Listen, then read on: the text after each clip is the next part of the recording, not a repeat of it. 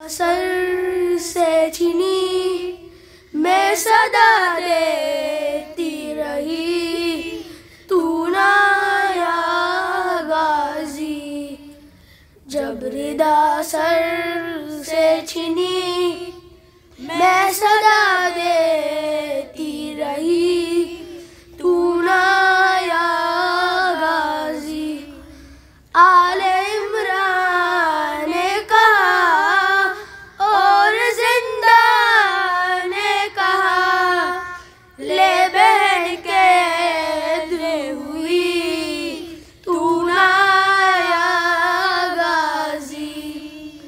जब रिदा सर से छीनी मैं सदा देती रही, तू ना आया गाजी। आ गई शाम अलम, लुट गए अहले हरम, रात पे जलती हुई हो गया ठंडा आलम। पुरसा देने के लिए, तुझसे मिलने के लिए आ गए बाबा अली, तू ना आया गाजी। जब रिदा सर से छीनी मैं सदा देती रही, तू ना आया गाजी। क्या कहूँ शेर मेरे बेरिदा हमको लिए, ये मुसलमान सारे शहर दर शहर गए। खिलकते कूफा कभी, खिलकते शाम कभी, बारहा पे हंसी, तू ना आया गाजी। जब रिदा सर से छीनी मैं सदा देती रही, तू ना आया गाजी। धूप में तोता शजर, तुझसे आबाद तगर, है बरे नाम मेरा सर, क्या नहीं तुझको खबर। ए अलमदार वफा, उस बहन को बाखुदा, तुझसे दारस थी बरी, तू ना आया गाजी। जब रिदा सर से छीनी मैं सदा देती रही, तू ना आया गाजी। हमको पानी ना मिले, तेरी खुशबू तो रहे, तेरे बाजू ना कटे, चाहे मशकी जाची दे, ये मगर हो ना सका, तेरे बाजू है जुदा, मुझ पे है तशना लबी, तू ना आया गाजी। जब रिदा सर से छीनी मैं सदा देती रही, तू ना आया गाजी। क्या सकीना से कहूँ ए मेरे दिल के सुकून, हाय पानी के लिए बह गया सब तेरा खून। अब कोई आस नहीं, तू मेरे पास नहीं, रस्सी सांसों में बंधी, तू ना आया गाजी। जब रिदा सर से छीनी मैं सदा देती रही, तू ना आया गाजी। मोहम्मद वाले मोहम्मद सल्ली अला मुहम्मद वाले मुहम्मद।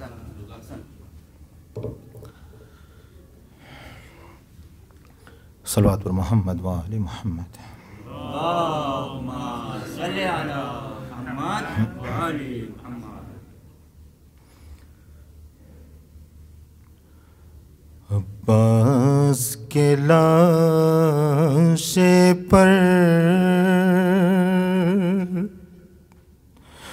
है शबीर पुकारे,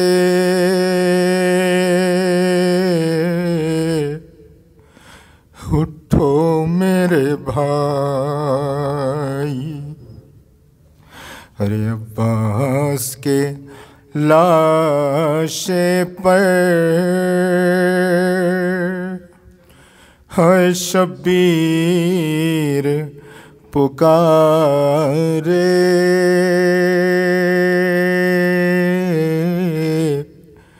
उठो मेरे भाई। हम ख़ैमे से यहाँ आए हैं लेने को तुम्हारे,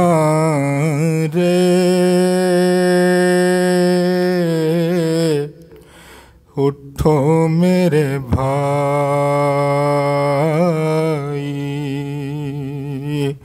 अब्बास के लाशे पर ये शबीर पुकारे,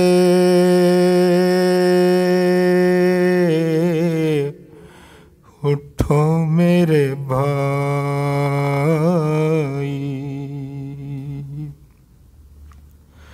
अरे पीरी का साथ छूट गया,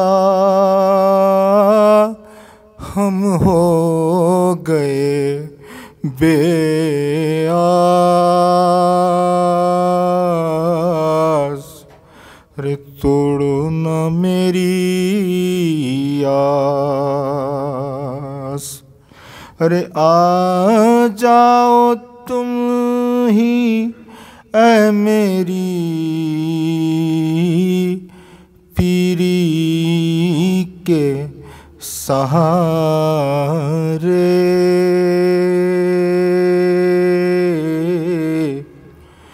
उठो मेरे भाई।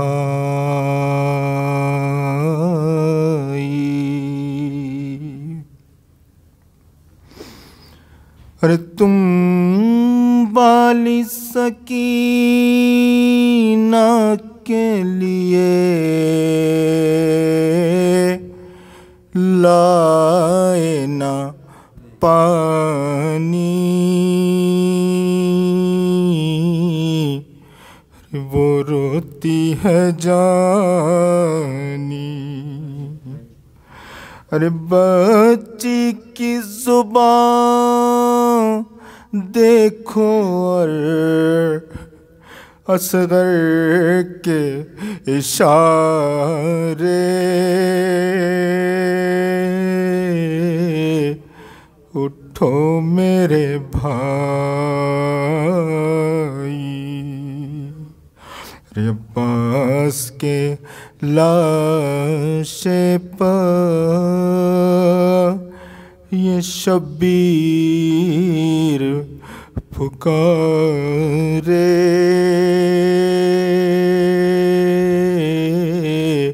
उठो मेरे भाई।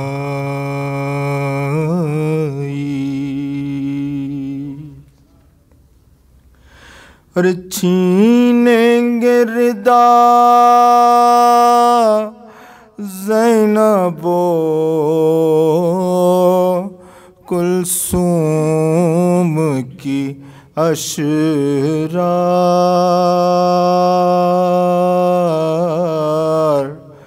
ए गाज़ियो जर्रार।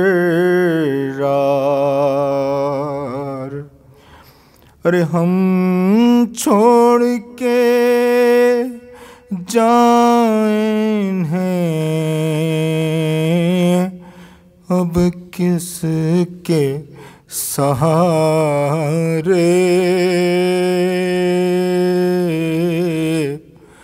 उठो मेरे भाई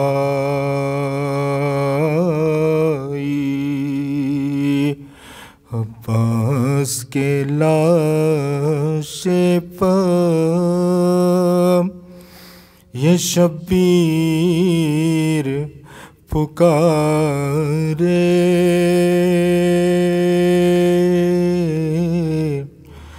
उठो मेरे भाई।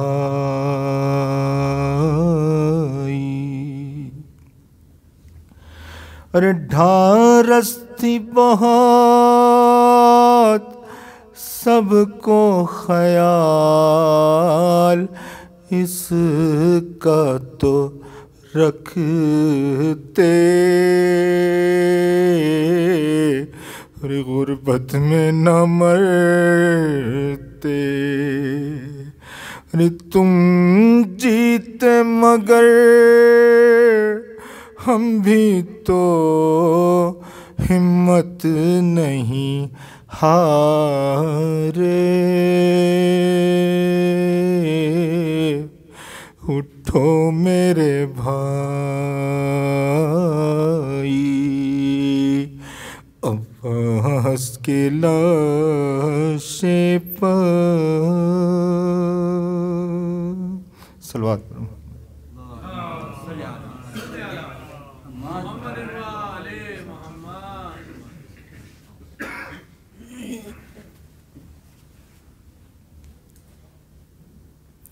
बर मोहम्मद वाल मोहम्मद सलावत। माशाल्लाह बच्चों ने बहुत अच्छा पढ़ा आज। जब रिदा सर से गिरी तू ना आया गाजी, अभी उसका मौला अब्बास का मजलूमियत अभी सुनिए। जब रिदा सर से छीनी तू सदा देती रही, यूं न आया गाज़ी। जब रिदा सर से छीनी तू सदा देती रही, यूं न आया गाज़ी। तेरे हाथों में रसन देखता कैसे बहन, भाई बेकस था तेरा, यूं न आया गाज़ी। जब रिदा सर से छीनी तू सदा देती रही, यूं न आया गाज़ी। ये तुझे भी है खबर दुख तेरे खैरे बशर, मैं उठा सकता न था हुक्म शब्बीर पे सर। मेरे बाजू थे जुदा मश्क से पानी बहा,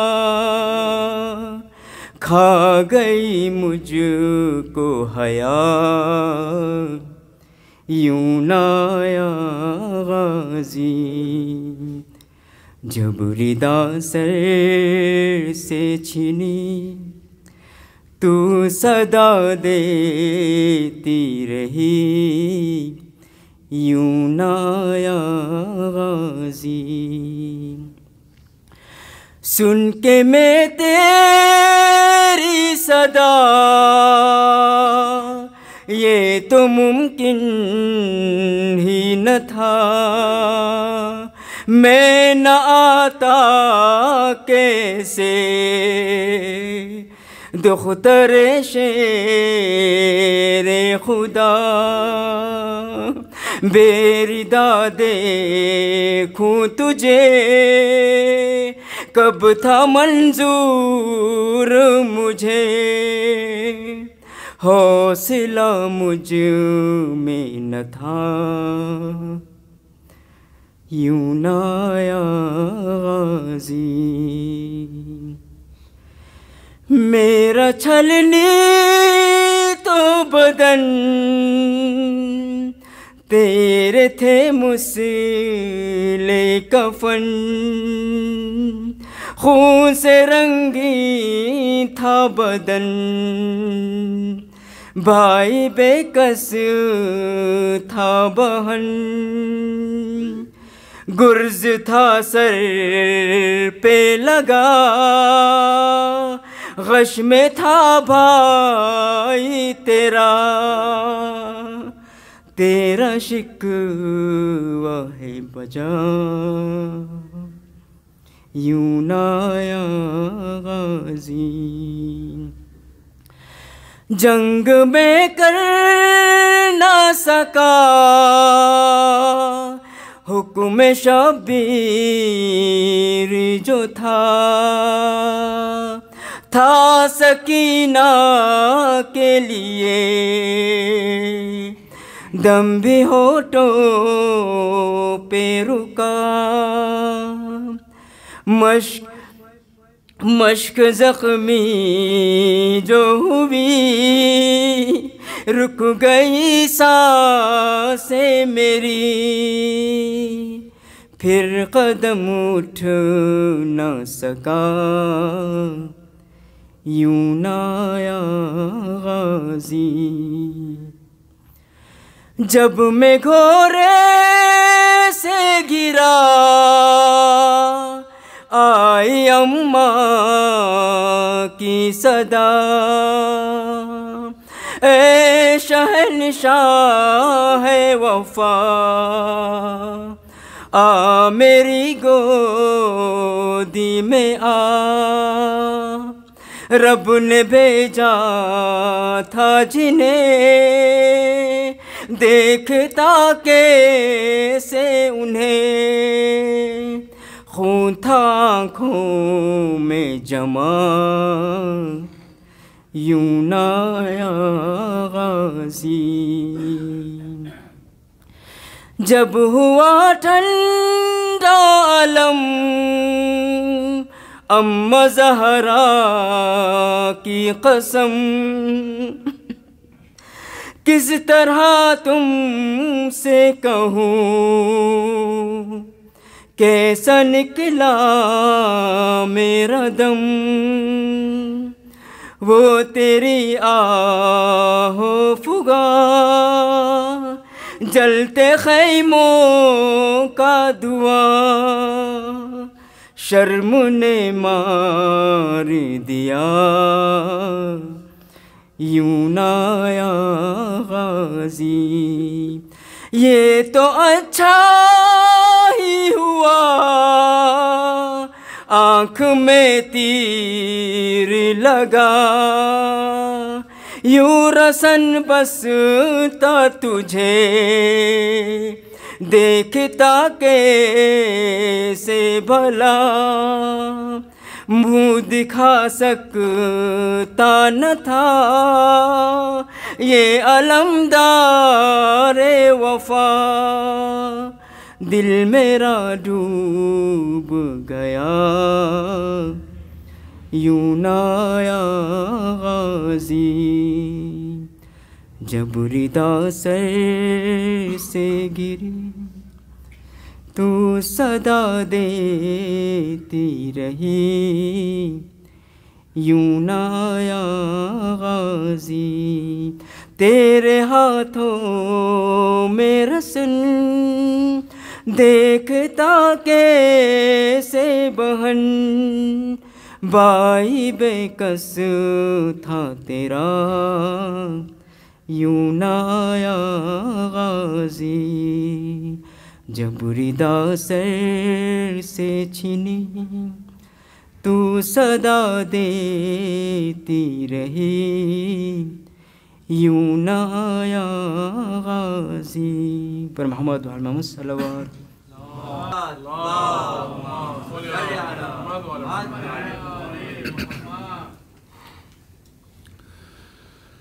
ला हौल वला कुव्वत इल्ला बिल्लाहिल अलिय्यिल अज़ीम।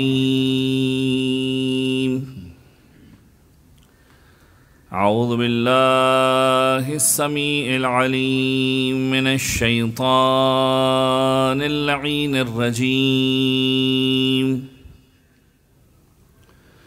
बिस्मिल्लाहिर रहमानिर रहीम। अल्हम्दुलिल्लाहि रब्बिल आलमीन।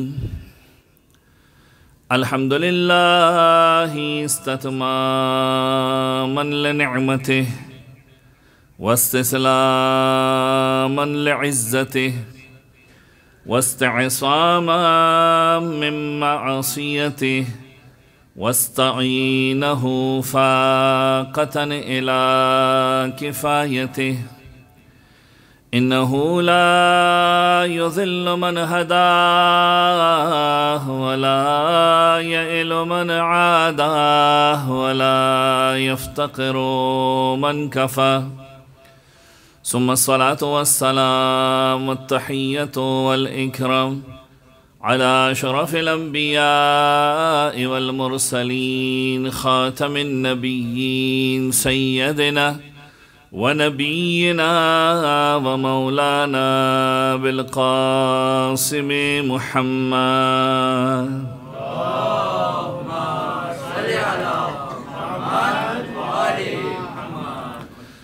वाला अहले बैतिहि अत्तय्यबीन अत्ताहिरीन अल-मअसूमीन अल-मज़लूमीन वलअनतुद्दाइमतु अला अअदाइहिम व मुनकिरि फ़ज़ाइलिहिम व गासिबि हुक़ूक़िहिम मिन यौम ज़ुल्मिहिम इला यौमिद्दीन। दुआए सलामती इमाम ज़मान। बिस्मिल्लाहिर्रहमानिर्रहीम। अल्लाहुम्मा कुल्ले वलिय्यिकल हुज्जत इब्निल हसन सलवातुका अलैहि व अला आबाइहि फ़ी हाज़िहि स्साअह वफ़ी कुल्ले साअह वलिया व हाफ़िज़ा व क़ाइदा व नासिरा व दलीला व ऐना हत्ता तुस्किनहु अर्ज़का तौअह व तुमत्तिअहु फ़ीहा तवीला।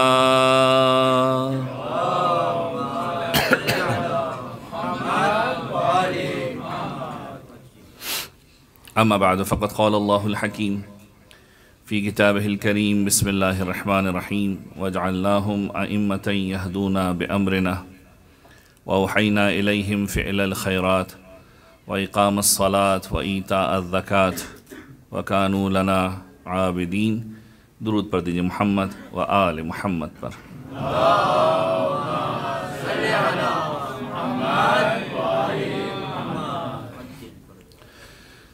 अज़ान गिरामी, अय्याम अज़ा पहला अशरा बड़ी तेज़ी से आगे बढ़ रहा है और यकीनन अब वह अय्याम है कि जो गिरिए के अय्याम हैं, जो शहज़ादी को पुरसा देने के अय्याम हैं। आपके सामने मौजू पेश किया जा रहा है अइम्मा और अस्हाबे अइम्मा। आपकी खिदमत में कल मैंने मौला अमीर के कुछ सहाबियों का तज़किरा किया और ये आपकी खिदमत में अर्ज़ किया कि मोमिन को स्मार्ट होना चाहिए, मोमिन को चालाक होना चाहिए, मक्कार नहीं होना चाहिए। चालाकी और मक्कारी में फ़र्क होता है। प्लानिंग और साजिश के अंदर फ़र्क होता है। जितना प्लानिंग और साजिश में फ़र्क है उतना ही तेज़ी में और मक्कारी में फ़र्क है। मोमिन को रिवायतों के जुमले हैं कि शार्प होना चाहिए, तेज़ होना चाहिए। अहले बैत अलैहिमुस्सलाम ने जो चीज़ें हमें सिखाई हैं, बताई हैं, अगर इंसान अहले बैत अलैहिमुस्सलाम की बताई हुई बातों पर उसी अंदाज़ में अमल करे जिस अंदाज़ में अहले बैत अलैहिमुस्सलाम ने सिखाया, यकीनन किरदार बड़ा मुख्तलिफ होगा। कल मैंने एक रवायत आपके सामने पेश की कि परवरदिगार आलम रसूल अकरम ख़त्मी मर्तबत हज़रत मोहम्मद मुस्तफ़ा सल्लल्लाहु अलैहि वसल्लम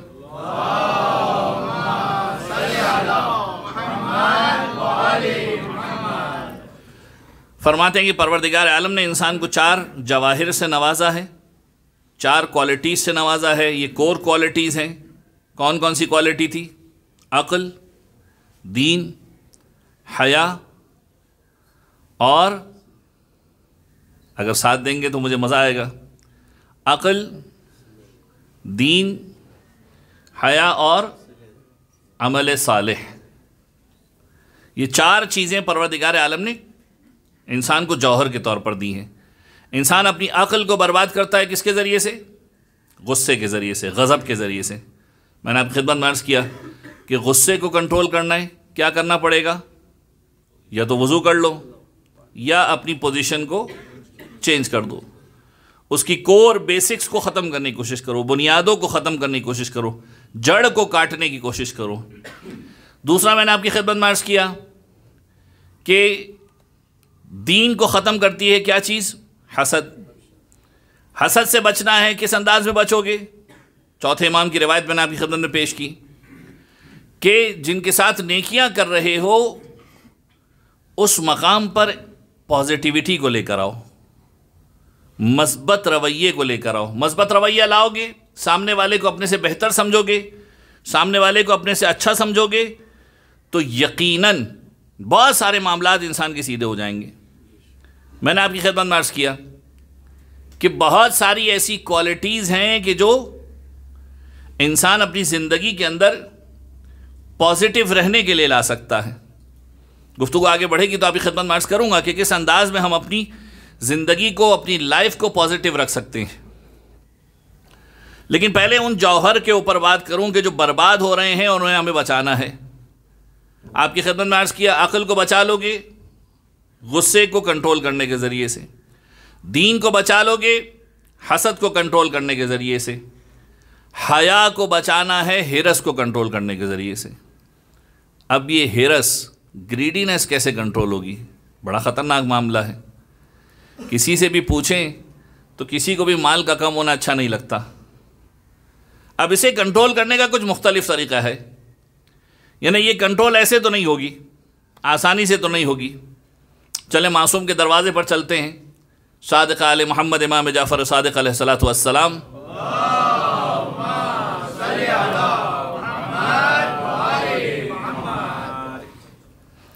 की खिदमत में अबू बसीर इमाम का एक बड़ा मशहूर व मारूफ सहाबी है, नाबीना है। इमाम की खिदमत में आया, कहने लगा, मौला लोग हिरस की मुसीबत में मुब्तला हैं, कैसे बचें? किस अंदाज में अपने आप को महफूज करें हिरस से? इमाम अलैहिस्सलाम ने कहा कि मौत के बाद के हालात को देखा है तूने? कहा कि मौला आपकी ज़बानी सुना है, मौला आपकी ज़बानी सुना है। मौला कहने लगे, जिसे यकीन हो ना, जिसे खौफ हो कि बाद में क्या क्या होने वाला है, जो इस यकीन की मंजिल पर हो कि बाद में क्या क्या होने वाला है, उसका अमल मुख्तलिफ होता है, उसके काम करने का अंदाज बड़ा मुख्तलिफ होता है। तो सबसे पहले मरहले पर अपने आप को उस खौफ के अंदर मुब्तला करके जिस खौफ के ज़रिए से तेरी ज़िंदगी गुजारने का तरीक़ा तब्दील हो जाए। यानी अब हिरस से बचना है तो अपने आप को उस मकाम पर लाना पड़ेगा कि इंसान अपने आप से सवालात करे। क्या सवाल करे?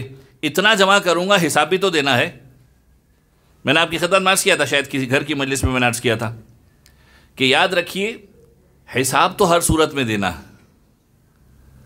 वफ़िल हलाल हिसाबुन रवायत के जुमले, हलाल के अंदर हिसाब है, यानी सिर्फ हलाल कमा लिया जिम्मेदारी ख़त्म हो गई, जी नहीं, ख़त्म नहीं हुई, अब इस हलाल का हिसाब भी देना। वफ़िल हराम इक़ाबुन, जो अजाब होने वाला है, जो परवरदिगार आलम की नाराज़गी होने वाली है, वो हराम के अंदर है। हलाल में तो हिसाब तो देना है। याद रखिए, चाहे आपने जितने अच्छे अकाउंट्स मेंटेन क्यों ना किए हों, ऑडिट ज़रूर होगा। यानी आप कहें कि मैं बहुत ईमानदार, मैंने कोई घोटाला नहीं किया, कोई गड़बड़ नहीं की, कोई मसला नहीं किया, ऑडिट फिर भी होगा। वफ़िल हलाल हिसाबुन, हलाल है, खुदा की बारगाह में कहोगे परवरदिगार कुछ नहीं किया, कुछ नहीं किया तो डरने की क्या ज़रूरत है? कुछ नहीं किया, डरने की क्या ज़रूरत है? हिसाब दे दे, हिसाब तो पेश करना है। जितना जमा करोगे उतना हिसाब देना है। इमाम क्या फरमा रहे हैं? अपने आप को आमादा करो, कब्र की सख्ती को याद करो, मौत के बाद के मामलात को याद करो। फिर इमाम फरमाते हैं, अब किस तरह से याद करो? इमाम फरमाते हैं, जिसे दर्द का एहसास हो, जिसे गम का अंदाज़ा, उसका अमल मुख्तलिफ होता है। अब इमाम कहते हैं, सबसे पहले मरहले पर मौत की सख्ती को याद करो।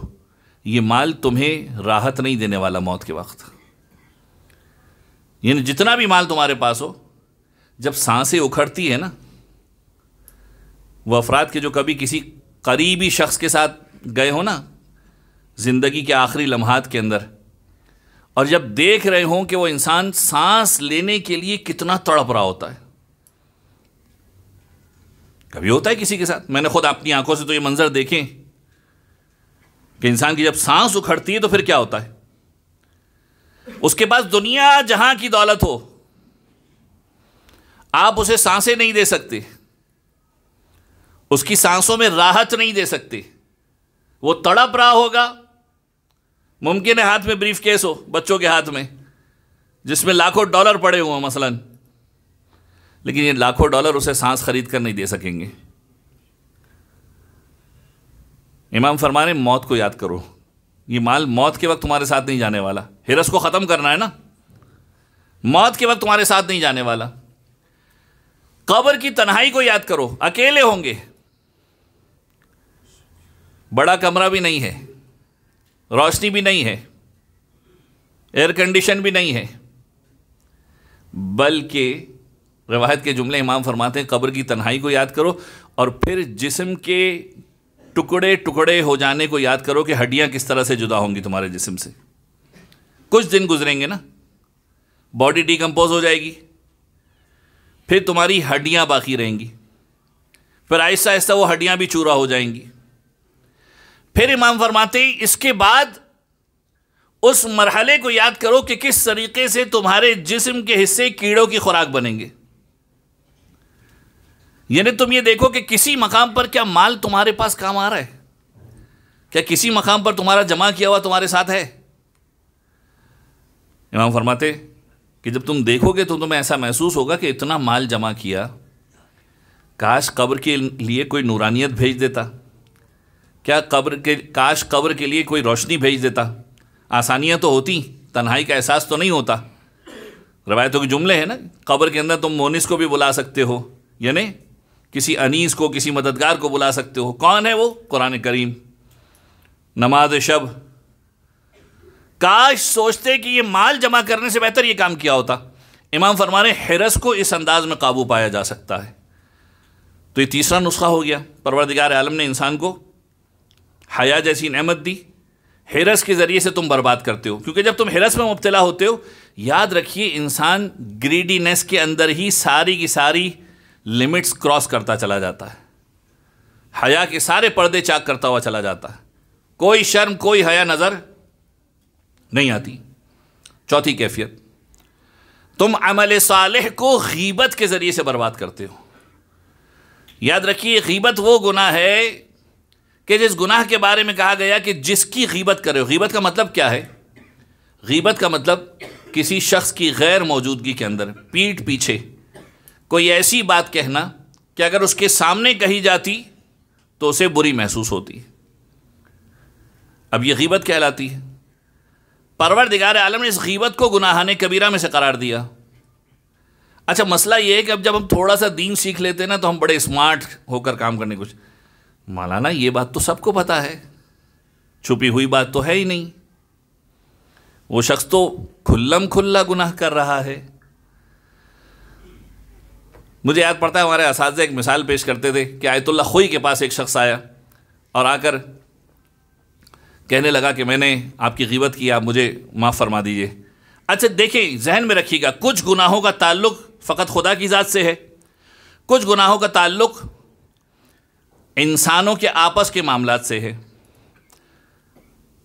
जिन मामलात में फ़कत इंसान और खुदा एक दूसरे के साथ ताल्लुक़ रख रहे हैं वो हुकूकुल्लाह है, और जिसमें इंसान एक दूसरे के साथ ताल्लुक़ रख रहे हैं वो हुकूकुल इबाद है। हुकूकुल्लाह के अंदर परवरदिगार आलम तुम्हें माफ़ कर देगा, क्योंकि तुम्हारा और खुदा का मामला है ना, तुम माफ़ी मांगोगे खुदा माफ़ कर देगा। लेकिन जब हुकूकुल इबाद की बात होगी तो परवरदिगार कहेगा पहले उस बंदे को राज़ी कर, फिर उसके बाद मेरे पास माफ़ी मांगने के लिए आना। यानी सिंपल अल्फाज में अगर समझाऊं, किसी का पैसा खाने के बाद खुदा से माफ़ी मांगोगे मामला सॉल्व नहीं होने वाला। यानी किसी के पैसे खाने के बाद अल्लाह माफ़ कर दे, मैंने फ़लाने का बहुत हक़ खाया, भाई हक़ खाया तो जाकर हक़ अदा करो। यानी ये कौन सी शर्मिंदगी है कि जिसके अंदर तुम माल अदा करने को तैयार नहीं हो और खुदा बड़ा गफूर रहीम है ये नारा लेकर आगे बढ़ रहे हो। हुकूकुल इबाद है। जब तक वो बंदा राज़ी नहीं होगा, जब तक खुदा भी राज़ी नहीं होगा। ये मामला भी ऐसा ही है, ग़ीबत का मामला। अगर गलती हुई है जाकर माफ़ी मांगिए। आयतुल्लाह खोई के बाद जब ये शख्स आया, कहने लगा मैं माफ़ी चाहता हूँ, मैंने आपकी ग़ीबत की है, तो उन्होंने कहा ये बता दीन को जानता है कि नहीं जानता। कहने लगा ये कैसा सवाल है, माफ़ी मांगने आया हूँ, या माफ़ कर दीजिए या कह दीजिए कि माफ़ नहीं किया। कहने लगे अगर दीन को नहीं जानता तो माफ़ किया। कहा अच्छा अगर दीन को जानता हूँ तो? कहा अगर दीन को जानता है तो माफ़ नहीं किया। कहा कैसी बात है ये? कहने लगे जब तू दीन को नहीं जानता तो तूने फ़कत ग़ीबत की है अनजाने में, लेकिन जब तू दीन को जानता है ना तो पहले तूने मुझे काफिर बनाया होगा, पहले तूने मुझे फासिक बनाया होगा कि खुल्लम खुल्ला गुनाह करने वाला है, फ़लाना है फ़लाना है फ़लाना, फिर उसके बाद जाकर तूने उस ग़ीबत को अपने लिए जायज़ करार दे के ग़ीबत किया होगा। दुनिया के अंदर यही तरीक़ाकार हो रहा है। हमें किसी की बुराई करनी होती है तो पहले ये बताते कि ये तो खुल्लम खुल्ला फासिक आदमी है, परहेज़ कीजिए, एहतियात कीजिए। ग़ीबत से बचने का तरीक़ाकार क्या? अब यहाँ पर भी आइए इसके कोर फैक्टर को ढूंढिए। ग़ीबत कब करता है इंसान? हमारे माशरे का एक बहुत बड़ा मसला है। कुरान मजीद ने नकल किया, कुरान मजीद की ज़बानी सुनिए। कुरान मजीद कहता है कि ये ग़ीबत का मरहला उस वक्त आता है कि जब तुम कुछ फेजेस तय करके उस तक पहुँचते हो, यानी कुछ कैटेगरीज उबूर करके वहाँ तक पहुँचते हो। उसमें सबसे पहला मरहला है तजस्सुस। कुरान मजीद कहता है वला तजस्ससु। हमारी ज़बान में अगर आम स्लैंग लैंग्वेज में आपको समझाना चाहूँ, अच्छा ये मैं अल्फाज स्लैंग इसलिए इस्तेमाल कर लेता हूँ कि आसानी से आपके जहनों में बैठ जाएं। मुमकिन है चेहरे पर मुस्कुराहट आ जाए लेकिन जहन में ऐसे महफूज हो जाएंगे कि भूलेंगे नहीं। तजस्सुस का मतलब क्या है? हमारी ज़बान में कहते हैं पंचायत करना। कोर फैक्टर, बुनियाद है ग़ीबत की तरफ जाने के लिए। परवरदिगार आलम कह रहे वला तजस्ससु, किसी के बारे में भी तजस्सुस मत करो। कौन क्या कर रहा है, कैसे कर रहा है, किस तरह से कर रहा है, फलाने के घर में क्या हो रहा है, फलाने के घर से चीखने की आवाज़ क्यों आ रही है, यकीनन झगड़ा हो रहा होगा। अब ये सारे के सारे मुकद्दमात तुम खुद बना रहे हो, एजम्पशंस को तुम जमा कर रहे हो। तजस्सुस पहला मरहला। अब जब तो तजस्सुस में आगे बढ़ोगे तो फिर क्या होगा? गुमान रखना शुरू करोगे, किसी के बारे में सोचना शुरू करोगे ऐसा हुआ होगा, आवाज इसलिए आ रही होगी कि झगड़ा हुआ होगा। अच्छा तुम्हें पता कुछ नहीं, पहले मरहले पर तुमने तजस्सुस शुरू किया, दूसरे मरहले पर तुमने एक गुमान को डेवलप किया, एक फिक्र को, एक सोच को डेवलप किया। परवरदिगार आलम कहता है इन्न बअज़-ज़न्न इस्मुन, ये जो तुम गुमान अपने जहन में बना रहे हो इनमें से बहुत से ऐसे हैं कि जो गुनाह की मंजिल पर पहुंच जाते हैं। और फिर उसके बाद तीसरा मरहला यह है कि जब तजस्सुस किया, गुमान बनाया, अब उसके बाद तुमसे रहा नहीं जा रहा, 4 लोगों को बताऊंगा नहीं जब तक मजा नहीं आएगा। अच्छा, अभी तक तुम्हारे सामने कोई चीज क्लियर नहीं है कि हुआ क्या है। यानी एक घर से शोर की आवाज आई है, पहले तो तुमने सोचना सुनना शुरू करना शुरू हुआ, आवाज कैसी आ रही है, फिर तुमने एजम्पशंस बनाना शुरू किए, गुमान बनाना शुरू किया, ऐसा हुआ होगा, अभी भी कोई कंफर्मेशन नहीं है। और फिर उसके बाद तीसरा मरहला यह है कि अब तुमने एक स्टोरी तो क्रिएट कर ली अपने तौर पर।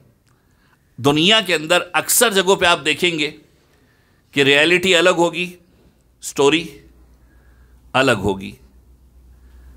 अच्छा, अगर तुम्हें स्टोरी पता चल भी जाए तब भी खुदा तुम्हें इस बात की इजाज़त नहीं देता कि ये स्टोरी सबको बताते फिरो।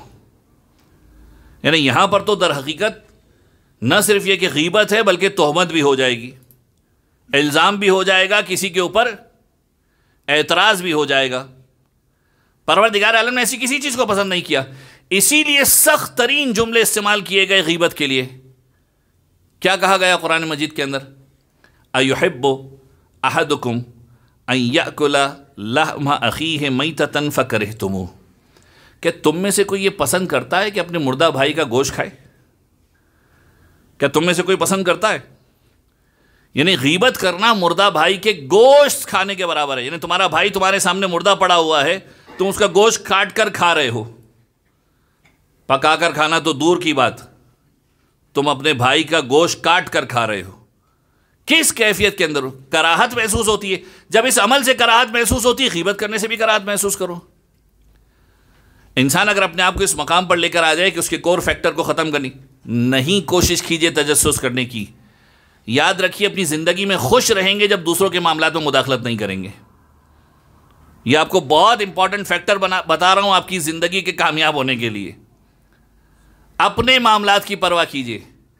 कोई आपसे मदद मांगने आता है, बिल्कुल मदद कीजिए आगे जाकर, लेकिन खुद से आपको आगे बढ़कर किसी के मामलात में इंटरफेयर करने की, मुदाखलत करने की ज़रूरत नहीं है। ये दुनिया के वो मसाइल हैं जो हमारी दुनिया को ख़राब कर रहे हैं, हमारी ज़िंदगियों को बर्बाद कर रहे हैं, और इंसान इन्हीं कैफियतों के अंदर आगे बढ़ा हुआ है।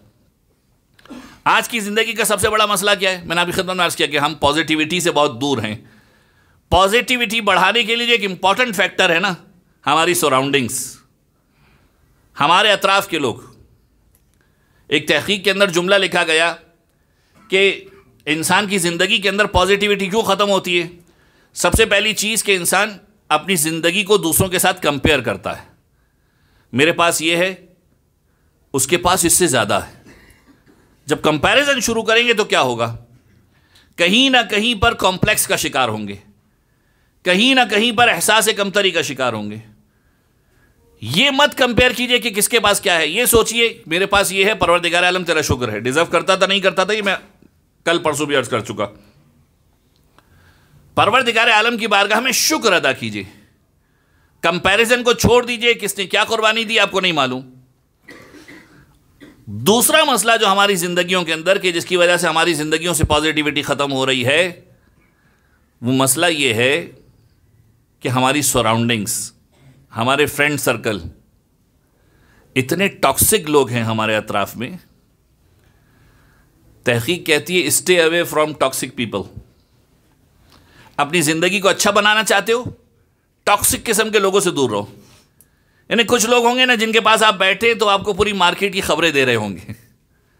देखिए, बिजनेस के अंदर बिजनेस के मशवरे देना बहुत अच्छी बात है, लेकिन मार्केट में मिसाल के तौर पर किसका किसके साथ झगड़ा चल रहा है, किसका किसकी बीवी के साथ झगड़ा हुआ है, कौन क्या कर रहा है, कौन, ये टॉक्सिक कैफियत है कि जिसे इंसान को दूर रहना है।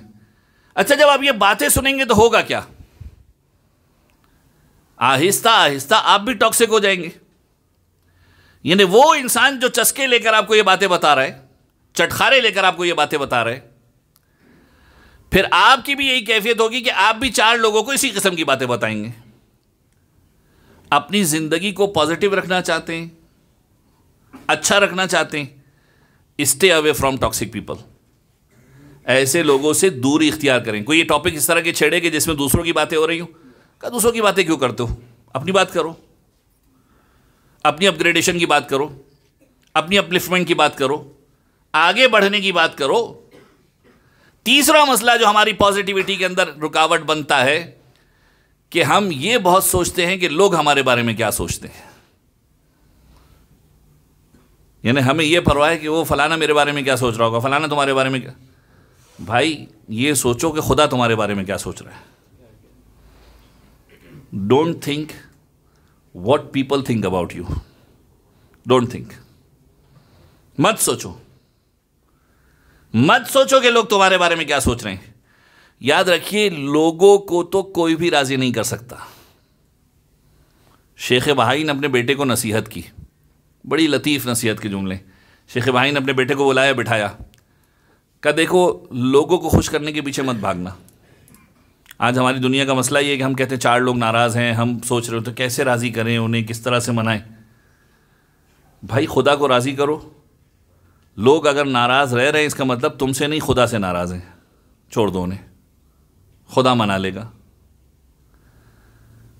जनाब शेख भाई अपने बेटे को बुलाते बिठाते कहते हैं कि देखो लोगों को राज़ी करने के पीछे मत भागो। लोग तो नबी खुदा से भी राज़ी नहीं हुए, हकीकत है। क्या नूह की सारी कौम नूह से राज़ी थी? बल्कि नूह को छोड़िए, इब्राहिम को छोड़िए, मूसा को छोड़िए, ईसा को छोड़िए, रसूल अल्लाह के दौर में क्या सब के सब रसूल अल्लाह से राज़ी थे? नहीं। यानी वो कायनात का अशरफ तरीन अफजल तरीन नबी, उससे भी तमाम की तमाम मखलूक़ात राज़ी नहीं थी।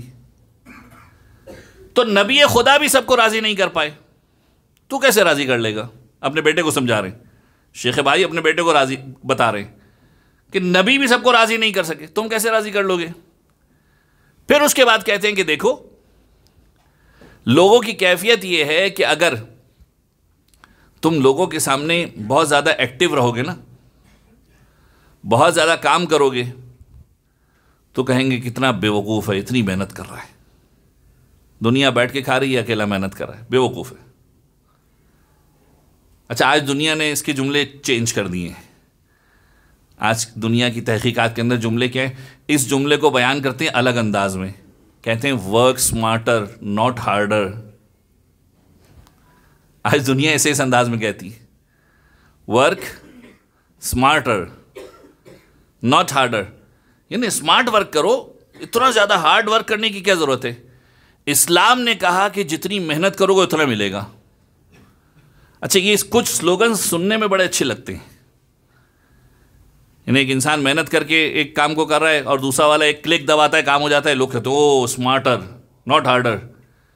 इस्लाम कह रहा है लैसा लिल इंसान इल्ला मा सआ, इंसान के लिए वही है कि जिसके लिए वो कोशिश करता है। कोशिश करो, मेहनत करो। शेख भाई कह रहे हैं कि देखो ज़्यादा मेहनत करते हुए नजर आओगे तो लोग कहेंगे बड़ा बेवकूफ़ है। का अच्छा हाथ पे हाथ धरे बैठे हुए रहोगे तो लोग कहेंगे कितना सुस्त है, ढीला आदमी है, कुछ नहीं कर रहा। यानी ना उस हाल में खुश है, ना इस हाल में खुश है। अगर खर्च करते हुए नजर आओगे, बख्शिश करते हुए नजर आओगे तो कहेंगे कितना फजूल खर्च है, उड़ाए जा रहा है पैसे। हाथ को रोक लोगे तो कहेंगे कितना कंजूस है, कुछ भी नहीं निकालता। ना उस हाल में खुश है, ना इस हाल में खुश है। फिर कहते हैं कि अगर लोगों के सामने नमाज पढ़ते हुए नजर आओगे तो कहेंगे रियाकारी कर रहा है, शो ऑफ कर रहा है। और अगर लोगों के सामने नमाज नहीं पढ़ोगे तो कहेंगे बेदीन है, बेनमाजी है, कभी नहीं देखा इसको नमाज पढ़ते हुए। लोगों का काम यही है। यानी किसी मकाम पर भी ये इंसान खुश नहीं रहने वाला। तुम कुछ भी कर लो, अच्छाई करोगे तो भी अलग जुमले कमेंट बाजी करते हुए नजर आएंगे, कुछ नहीं करोगे तो भी कमेंट बाजी करते हुए नजर आएंगे। फिर शेख भाई अपने बेटे से कहते हैं कि देखो अब किया जाए तो क्या किया जाए। इन्हें लोगों को प्लीज़ नहीं करना है, लोगों को खुश करने की कोशिश नहीं करनी, तो फिर करना क्या है? कहते हैं कि अगर तुम खामोश रहोगे तो कहेंगे प्राउडी है, बिल्कुल नहीं बोलता। अच्छा, ये देखा होगा आपने, बहुत सारे लोग खामोश रहते हैं बेचारे, सामने वाला कहता है ये इसके अंदर बहुत प्राउड भरा हुआ है, इसीलिए किसी से बातें नहीं करता। या मिसाल के तौर पे कहेंगे कि देखो बिल्कुल गूंगा है, बोलना ही नहीं आता। अच्छा ज़्यादा बोलोगे, कितना बोलता है, कितना टॉकेटिव है, कितना बातूनी है, किसी हाल में लोग खुश नहीं हैं। अच्छा करना क्या है? अब शेख बहाई फरमाते हैं अपने बेटे से, इस नसीहत को सुनिए, फरमाते हैं कि बस ये देखो कि खुदावंद आलम किस काम से राजी है, लोगों को छोड़ दो, लोग क्या सोच रहे हैं, क्या बातें कर रहे हैं, क्या फिक्र लेके चल रहे हैं, उसे छोड़ दो। ये देखो कि तुम्हारा परवरदिगार आलम तुमसे क्या चाहता है। और फिर कहते हैं कि लोगों को खुशी देकर अपनी तकलीफ की परवाह मत करना, खुदा तुम्हें तकलीफ से बचाएगा। और अगर लोगों को तकलीफ दी है तो यह मत समझना कि तुम्हें सुकून मिल जाएगा, कहीं ना कहीं जाके मुश्किल में फंसोगे, कहीं ना कहीं परेशानी में फंसोगे। बस ये देखो कि परवरदिगार आलम तुमसे क्या चाहता है। और उसके बाद एक आखिरी जुमला फरमाते हैं कि जब इंसान का चेहरा साफ होता है तो लोगों की नज़र पड़ती है, दिल और नीयत साफ होती है तो खुदा की नज़र पड़ती है। अपने दिल और नीयत को साफ करके चलो, फिर लोग जो बातें करते हैं करने दो। हमारी ज़िंदगी के अंदर पॉजिटिविटी की कमी इसी वजह से है कि हम ये चाहते हैं हर कोई राज़ी हो जाए, नहीं होगा राज़ी। मत अपनी जान को हल्कान कीजिए, मत इस चीज़ के पीछे भागिए। अच्छा इसका मतलब ये नहीं कि मौलाना ने कहा था किसी को राज़ी करने की ज़रूरत नहीं है, किसी को राज़ी करने की ज़रूरत नहीं, ये जुमला मेरा नहीं। जो आपके घर वाले हैं, आपके माँ बाप हैं, उनकी खिदमत गुजारी, उनको राज़ी करना, उनको खुश रखना ही आपका अव्वलीन फ़र्ज़ है। अपने घर वालों के साथ मामलात को बेहतर करना ही आपका अव्वलीन फ़र्ज़ है। इससे भाग नहीं सकते। मेरे कहने का मतलब ये है कि हर इंसान को आप खुश नहीं कर सकते। मेरिट के ऊपर बात कीजिए, और मेरिट ये है कि खुदावंद आलम क्या चाहता है। खुदा चाहता है माँ बाप की इज़्ज़त करो, माँ बाप को राज़ी रखो। खुदा चाहता है बीवी के हक़ को अदा करो। पता चला जाके कह रहे हैं मौलाना ने कहा था किसी को राज़ी करने की ज़रूरत नहीं, मैं भी बीवी को राज़ी नहीं रखता। नहीं भाई, खुदा चाहता है। आखिरी जुमले पर गौर कीजिए कि जो खुदा तुमसे चाहता है उस पर अमल करो। फिर कोई राज़ी रहता है रहे, नहीं रहना चाहता न रहे। अपने मामलात को दुरुस्त कीजिए। अहले बैत अलैहिमुस्सलाम ने हमें ज़िंदगी गुजारने के सारे दस्तूर सिखाए, सारे के सारे दस्तूर बताए। आज मुझे एक सहाबी का तज़किरा करना है, अगरचे कि जब भी असहाब रसूल और असहाब अइम्मा की बात आती है तो ये वो सहाबी है कि जिसका तज़किरा सबसे पहले आता है। कौन सा सहाबी? वो सहाबी कि जिसके बारे में रसूल अकरम ख़त्मी मर्तबत हज़रत मोहम्मद मुस्तफ़ा सल्लल्लाहु अलैहि वसल्लम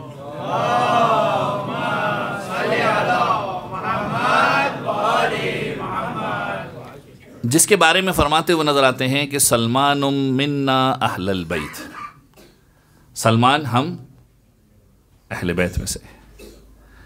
यानी जिस हस्ती के बारे में रसूल खुदा ये जुमले कहते हुए नज़र आए कि ये हमारे अहले बैत में से हैं, ज़रा सोचिए कि उसका मकाम क्या होगा। आप अक्सर बेशतर जनाब सलमान के बारे में रिवायतें सुनते हैं, मुख्तलिफ़ किस्म की रिवायतें, लेकिन जनाब सलमान ईमान लाए उसकी तारीख़ क्या है आम तौर पर नहीं पढ़ी जाती। बहुत कम पढ़ी होगी या बहुत कम किसी ने सुनी होगी। सातवें इमाम मूसा काज़िम अलैहिस्सलातु वस्सलाम,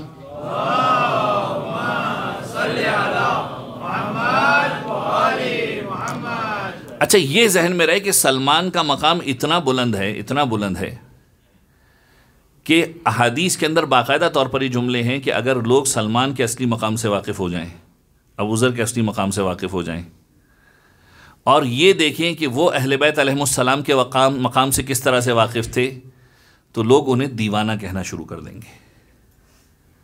यानी मोहब्बत अहले बैत अलैहिमुस्सलाम के अंदर इतने गर्क थे, इस अंदाज में अहले बैत अलैहिमुस्सलाम की मोहब्बत में डूबे हुए थे कि अगर लोग आज के दौर में उन्हें देख लें तो दीवाना कहना शुरू कर देंगे कि ये दीवाने हो चुके हैं। मकाम इतना ज़्यादा बुलंद है कि रिवायत के अंदर जुमला मिलता है कि मौलाए कायनात ने जनाब सलमान फ़ारसी को जाकर कहा, सलमान ये जो परवरदिगार आलम ने तुम्हें मकाम दिया है ना, मोजिज़ात जो तुम दिखा रहे हो, हर किसी के सामने मत दिखाया करो। अभी अहले बैत की बात नहीं हो रही, सलमान की बात हो रही है। ऐ सलमान, ये जो तुम सबके सामने अपने कमालात दिखा देते हो ना, बल्कि सबके सामने भी नहीं, रवायत को सुनिए, दो हस्तियां। जनाब सलमान फारसी के बारे में हम क्या सुनते हैं अक्सर? ईमान का आखिरी दर्जा, 10वां दर्जा सलमान फारसी। उसके बाद अबू ज़र या मिक़दाद, जो तारीख़ की रिवायतों में है। रवायत के जुमले हैं कि अबू ज़र और मिक़दाद, यानी ये ईमान के किस मंजिल पर हैं? सलमान से थोड़ा सा नीचे। हम में से कोई अबू ज़र मिक़दाद के कदमों के खाक के बराबर नहीं हो सकता। अबू ज़र और मिक़दाद जब सलमान के पास जाते हैं तो सलमान के सामने ऐसे मोजिज़ात रुनुमा होते हैं, सलमान ऐसे मोजिज़ात दिखला देते हैं कि अबू ज़र भी घबराते हैं, मिक़दाद भी घबराते हैं। अब ज़रा सोचिए कि ये वो हस्तियां हैं कि जो खुद बड़े बड़े मोजिज़ात देख चुकी हैं। यानी अबू ज़र जाते हैं सलमान के पास जाते हैं, खाना खाने के लिए बैठते हैं, देखते हैं कि एक हांडी है, हांडी में खाना पक रहा है और अचानक हांडी उलट जाती है। अब जिस हांडी में शोरबा हो और वो बिल्कुल उलट जाए तो क्या होगा? हांडी के अंदर जो कुछ है वो गिरना चाहिए। अबू ज़र कहते हैं हांडी उल्टी है लेकिन कुछ गिर नहीं रहा। सलमान ने अपने हाथों से हांडी उठाई, दोबारा सीधी करके रख दी। अबू ज़र ने एक मरतबा देखा, शायद कोई वहम हो, शायद कोई शक हो। थोड़ी देर गुजरी, फिर हांडी उलट के गिर गई, लेकिन हांडी में जो जोश खा रहा है, शोरबा है, दिख रहा है जोश खा रहा है, लेकिन उल्टा होने के बाद गिरता नहीं है। अबू ज़र देख रहे, कुछ देर गुजरी, खाना पक गया। सलमान ने अबू ज़र के साथ बैठ के खाना खाया। अबू ज़र यही सोचे खाना क्या खा रहा हूं, ये हांडी उलटती है, गिरता कुछ नहीं है। घबरा गए, हैबत में आ गए। हैबत में निकले, रसूल खुदा की खिदमत में पहुंचे। या रसूल अल्लाह, मैंने आज सलमान से बड़ी अजीब व गरीब किस्म की करामात देखी। या रसूल अल्लाह, सलमान से बड़ी अजीब व गरीब किस्म की करामात देखी। रसूल अल्लाह फरमाने, ए अबू ज़र, जो तूने देखा है ना वो कुछ भी नहीं देखा। परवरदिगार आलम ने सलमान को वो मकाम दिया है कि जो तू मौजूदा तूने देखा है वो कुछ भी नहीं है उसके मुकाबले में। सलमान इससे बहुत कुछ ज्यादा जानता है। जो तू देख कर आया है, जिसे देखकर तू घबरा, यानी अबू ज़र जैसा सहाबी कि जो खुद अपने मकाम पर एक अफजलियत रखता है, एक मकाम रखता है, सलमान के मकाम को देखता है, घबरा जाता है। रसूल अल्लाह की खिदमत में आता है। रसूल अल्लाह कहते हैं, अबू ज़र, जो तूने देखा है वो कुछ नहीं देखा। फिर रसूल अल्लाह फरमाते हैं कि याद रख, अगर मैं सलमान के मकाम को बताऊं तो इतना जान ले कि सलमान वो है कि जिससे मोहब्बत ईमान है। यानी ये जुमले किसके लिए कहे हैं? ये मौलाए कायनात के फ़ज़ाइल में जुमले मिलते हैं कि सलमान की मारिफत रखने वाला मोमिन है, सलमान का इनकार करने वाला काफिर है। यानी सलमान ईमान की उस मंजिल पर हैं कि जिस मकाम पर अगर कोई सलमान की मारिफत रख ले तो वह मोमिन है, इनकार कर दे तो काफिर है। मिक़दाद भी इसी किस्म का मंजर देखते हैं। जनाब मिक़दाद, अब रवायतों में इख्तिलाफ है कि अबू ज़र का मकाम ज़्यादा बुलंद था या मिक़दाद का, क्योंकि दोनों हस्तियां कमाल की हस्तियां। जनाब मिक़दाद भी कोई मामूली हस्ती नहीं है। यहां पर रवायत के जुमले मिलते हैं कि हांडी पक रही है, जोश खा रहा है शोरबा। मिक़दाद देखते हैं कि हांडी के नीचे कोई चीज़ ऐसी है ही नहीं जो उसे जला रही हो, लेकिन हांडी पक रही है। सलमान के पास बैठे हुए हैरानी के आलम में एक मरतबा कहने लगे कि ऐ सलमान, ये हांडी पक रही है, जोश खा रही है, और शायद कुछ देर में इसे उबाल आ जाए। यानी अब ये अपने सवालात को क्रिएट कर रहे हैं ताकि सलमान की तवज्जो दिला सकेंगे कुछ नहीं है नीचे। सलमान ने 2 पत्थर उठाए, हांडी के नीचे डाल दिए, आग तो थी नहीं। फिर उबलना शुरू हुआ, अब उबाल ज़्यादा हो गया। कहा, सलमान, हांडी उबल रही है। सलमान ने कहा, एक काम करो कि इसे जाकर हिला लो ताकि जो जोश आया है वो नीचे चला जाए। कहने लगे कि कोई चमचा वगैरह तो है नहीं, कोई बर्तन तो है नहीं कि जिससे हिलाऊं। सलमान ने कहा, कोई बात नहीं। सलमान खड़े हुए, अपनी उंगली से उस जोश खाती हुई हांडी को हिलाना शुरू किया। जोश ख़त्म हो गया। अब मिक़दाद देख रहे हैं कि इतना गर्म जोश खाती हुई हांडी, सलमान ने अपनी उंगलियों को डालकर उसे हिलाया और जोश ख़त्म हो गया, शायद हाथ जला होगा, देखा सलमान का हाथ तो नॉर्मल है, कोई मसला नहीं है। घबराए हुए वहाँ से निकले। रस्ते में मौला अमीर से मुलाकात हुई, मौला अमीर को सारा माजरा सुनाया।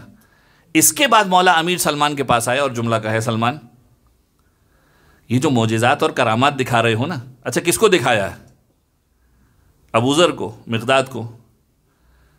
का ख्याल रखो, हर कोई तुम्हारे मकाम का मुतहम्मिल नहीं हो सकता, हर कोई तुम्हारे मकाम को बर्दाश्त नहीं कर सकता। मैं फ़कत एक जुमला अर्ज़ करूँगा कि लोग सलमान के मकाम को बर्दाश्त नहीं कर सकते, लोग सलमान के मकाम को बर्दाश्त नहीं कर सकते, अली के मकाम को क्या बर्दाश्त करेंगे? अहले बैत अलैहिमुस्सलाम के मकाम को क्या बर्दाश्त करेंगे? अब ये सलमान का मकाम देखिए कितना बुलंद मकाम है, जिसके बारे में सादिक आले मोहम्मद इमाम जाफ़र सादिक अलैहिस्सलातु वस्सलाम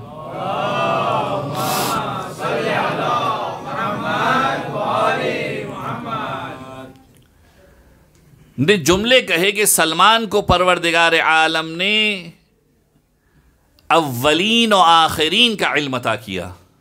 बड़े अजीब जुमले हैं ये जुमले, हम मौला अमीर के बारे में सुनते हैं कि इल्म के एतबार से उस मकाम पर हैं कि अव्वलीन और आखिरीन, परवरदिगार आलम ने बहुत से राज सलमान फ़ारसी को दिए रसूल अल्लाह के ज़रिए से। और ये जहन में रहेगी, जिस तरीके से बाकी लोगों ने कुफ्र किया है, सलमान ने कुफ्र नहीं किया।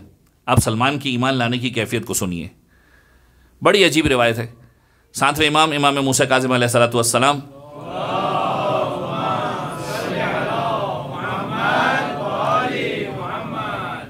फरमाते कि मेरे जद अमीरुल मोमिनीन ने एक मरतबा सलमान से सवाल किया है, ऐ सलमान ये बताओ ईमान कैसे लेकर आए? अब सलमान अपनी स्टोरी सुना रहे मौला कायनात को। मौला फ़ारस के एक इलाके का रहने वाला हूँ। रवायत के अंदर मुख्तलिफ़ रवायतें, किताब हयातुल क़ुलूब में अल्लामा मजलिसी ने 2 या 3 रवायतों को नकल किया है। मतन थोड़ा सा मुख्तलिफ है लेकिन मफ़हूम एक जैसा है। एक रवायत में कहा कि इस्फ़हान से ताल्लुक़ था, एक रवायत में है कि शिराज से ताल्लुक़ था, मसलन फ़ारस के शहर। कहना ये मौला वहाँ का किसान था और सरदार था किसानों का। एक दिन जब मैं निकला हूँ तो अचानक मेरे कानों में कुछ आवाज़ पड़ी और आवाज़ अजीब सी पड़ी। आवाज़ ये आई कि ऐ सलमान, अच्छा तारीख़ ने नाम लिखा, सलमान तो नाम रसूल खुदा ने रखा था, नाम था रोज़बा या रोज़िया, रोज़बा नाम था शायद ज़ाहिरन जो रवायतों के अंदर है। कानों में सदा पड़ी कि अशहदु अन ला इलाहा इल्लल्लाह, गवाही दे कि अल्लाह एक है, व अशहदु अन्न ईसा रूहुल्लाह, गवाही दे कि ईसा रूह परवरदिगार हैं, और गवाही दे कि अशहदु अन्न मुहम्मदन हबीबुल्लाह, मोहम्मद अल्लाह के हबीब हैं। अभी रसूल अल्लाह ने ऐलान रिसालत नहीं किया। सलमान के कानों में आवाज़ पड़ी। रवायत के जुमले हैं कि सलमान कहते हैं कि मौला जैसे ही आवाज़ कानों में पड़ी, दिल में रसूल अल्लाह की मोहब्बत पैदा हो गई, दिल में आपकी मोहब्बत पैदा हो गई। जब घर वापस आया तो माँ ने कहा इबादत कर ली? तो मैंने कहा किसकी इबादत? इबादत तो उसकी करूँगा जिसकी गवाही दे रहा हूँ। तो माँ ने कहा क्या हो गया तेरे अकीदे को? का अजीब सी सदा आई है। कहते जब घर पहुँचा तो मैंने देखा कि घर के बाहर एक दरख्त पर ख़त लटक रहा था। मैंने माँ से पूछा कि ये ख़त क्या है? तो माँ ने कहा खबरदार हाथ मत लगाना, ये ख़त आज अचानक नमूदार हुआ है, तेरे बाप को पता चल गया तो मसलन तेरा बाप तुझे मारेगा अगर तूने इस ख़त को हाथ लगाया। कहते मैं आगे बढ़ा, मैंने ख़त को खोल कर देखा तो ख़त में बड़ा अजीब जुमला था। अब कड़ियाँ मिलती जा रही हैं। ख़त में जुमला लिखा है कि वो अहद है जो हमने आदम से लिया था, और ए रोज़बा तुम ईसा के वसी हो। मकाम सलमान फ़ारसी को समझिए, ए रोज़बा तुम ईसा के वसी हो, बस अब तुम्हारी जिम्मेदारी ये है कि तुम्हारे दौर में एक नबी है कि जिसका नाम है मोहम्मद, सरज़मीन अरब पर ज़ाहिर होगा। तुम्हारी जिम्मेदारी है कि जाओ उससे मुलाकात करो, उसके साथ हो जाओ। अब इन्होंने माँ के सामने बताया कि ख़त में क्या लिखा है। उसमें भी वही जुमले, अशहदु अन ला इलाहा इल्लल्लाह, अशहदु अन्न ईसा रूहुल्लाह, अशहदु अन्न मुहम्मदन हबीबुल्लाह। अब जैसी माँ और बाप के सामने ये मामला बताया, माँ बाप ने उठाकर कुएं में डाल दिया, कुएं में डाल दिया। अब परेशान, एक रोटी रोज़ाना फेंक दी जाती, रोटी से गुजारा कर रहे हैं। अचानक ख्याल आता है कि कब तक ये रोटी खाऊंगा। अब तवस्सुल इख्तियार करते हैं, ऐ परवरदिगार, जिस हबीब का तूने तस्करा किया है, जिस वली की विलायत का तूने तस्करा किया है, उसके सदक़े में मुझे यहाँ से निजात अता फरमा। रवायत कहती है, अब बड़ी तफसीली रिवायत है, अगर इस रिवायत को तफसील के साथ बयान किया जाए तो शायद आधे पौने घंटे के अंदर एक रिवायत बयान हो। रिवायत कहती है कि पानी ऊपर आया, कुएं से बाहर निकले और वो घर को छोड़कर वहाँ से निकले। परवरदिगार आलम ने जब कुएं से बाहर निकाला तो कहा कि फ़लानी मस्जिद के पास चला जा, यानी फ़लाने राहिब के पास चला जा, इबादतगाह थी, वहाँ पहुँचे। वहाँ पहुँचकर वही जुमले दोहराए जो अब तक सुन रहे थे। अब जो राहिब था उसने जब ये जुमले सुने, कहा कि ठीक है, आजा, मैं तेरी हिफाजत करने वाला हूँ, तेरे अकीदे का साथी हूँ। 2 साल उस राहिब के साथ गुजारे। उस राहिब की मौत का वक्त करीब आया। उसने एक लोह दी और कहा, ये लेकर फ़लाने इलाके में चला जा। ज़ाहिरन अंताकिया का इलाका था। कहा फ़लाने जगह पर जाएगा, फ़लाने मकाम पर जाएगा, वहाँ पर इसी अकीदे का एक और शख्स है जो तेरा इस्तकबाल करेगा। वहाँ पहुँचे, वहाँ पर भी जाकर ये जुमले कहे। उसने भी हाथों हाथ लिया, उसके साथ भी 2 साल गुजारे। उसके बाद जब उसकी मौत का वक्त आया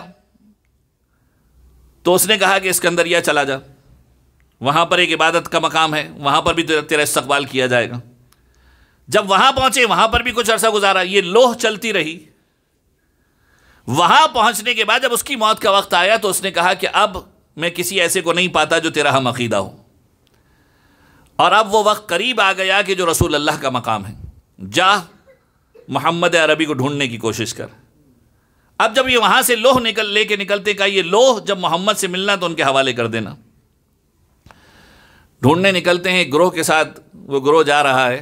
कहते हैं मैं तुम्हारे साथ सफ़र इख्तियार करता हूँ। कहा ठीक है, लेकिन तू सफ़र इख्तियार करेगा तो हमें सफ़र की हमराही के लिए पैसे तो दे। कहा मेरे पास पैसे कुछ नहीं है, तुम्हारी खिदमत करूँगा। कहा ठीक है।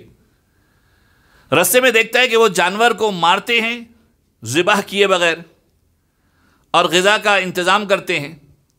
जनाब सलमान फ़ारसी से कहा ग़िज़ा खा? कहा कि मैं तो मुर्दार नहीं खाता, मैं तो अपने दीन के एतबार से इसे हराम समझता हूँ। बहुत मारा, जनाब सलमान फ़ारसी को बहुत मारा। कुछ देर गुजरी, शराब ऑफ़र की, कहा मैं इसे भी हराम समझता हूँ, और मारा। फिर कई अजीब ग़ुलाम है कि जो हमारे किसी काम का नहीं है। आगे बढ़कर यहूदी के हाथ फ़रोख्त कर दिया। ये यहूदी जब सुनता है कि ये मोहम्मद को ढूंढने के लिए निकला है, ये भी तकलीफ़ देना शुरू करता है। कहते रेत और पत्थरों का ढेर है जो कहता है कि रात की तारीकी के अंदर इस पूरे के पूरे ढेर को एक जगह से दूसरी जगह मुंतकिल कर दे। जनाब सलमान फ़ारसी कहते हैं ढेर कैसे मुंतकिल होगा। एक मरतबा फिर दुआ के लिए हाथ उठाते हैं, परवरदिगार जिस नबी को ढूंढने के लिए निकला हूँ, जिस वसी को ढूंढने के लिए निकला हूँ, उन्हें मेरी मदद के लिए भेज दे। रवायत के जुमले हैं कि इतनी तेज़ हवा चलती है कि वो पूरा का पूरा ढेर खुद ब खुद हवा के ज़रिए से मुंतकिल हो जाता है। अब ये रात को जब सुबह देखता है कि ये पूरा का पूरा ढेर मुंतकिल हो गया, कहने लगा ये कोई आम बात तो है नहीं, तू जादूगर है, मैं तुझे अपने पास नहीं रख सकता। ये भी इसे भेज देता है। अब ये आते हैं एक औरत के पास कि जो औरत थोड़ी रहम दिल खातून है। ये जो हम सुनते हैं ना जनाब सलमान फ़ारसी की तारीख़, बाग़ सलमान फ़ारसी, परवरदिगार आलम सबको मदीना की ज़ियारत नसीब फरमाए। अब वो जो हिस्ट्री हम सुनते हैं यहाँ से कनेक्ट होती है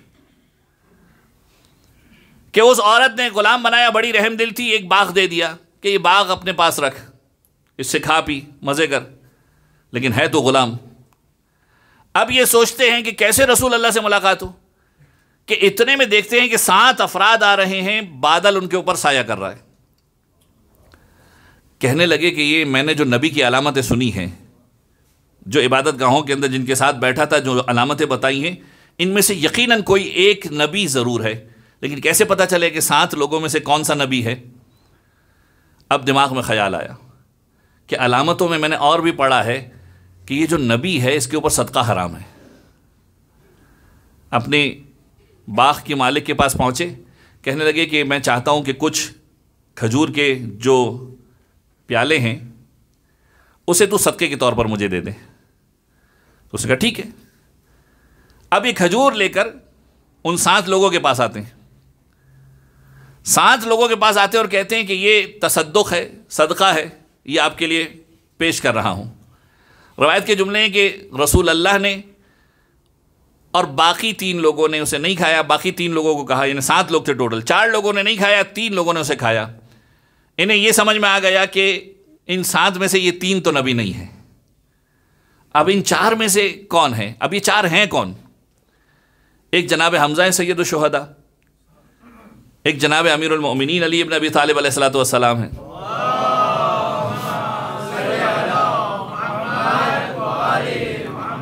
एक रसूल खुदा है, और एक ज़ाहिरन जनाब अकील या जनाब जाफ़र तैयार थे, जनाब अकील।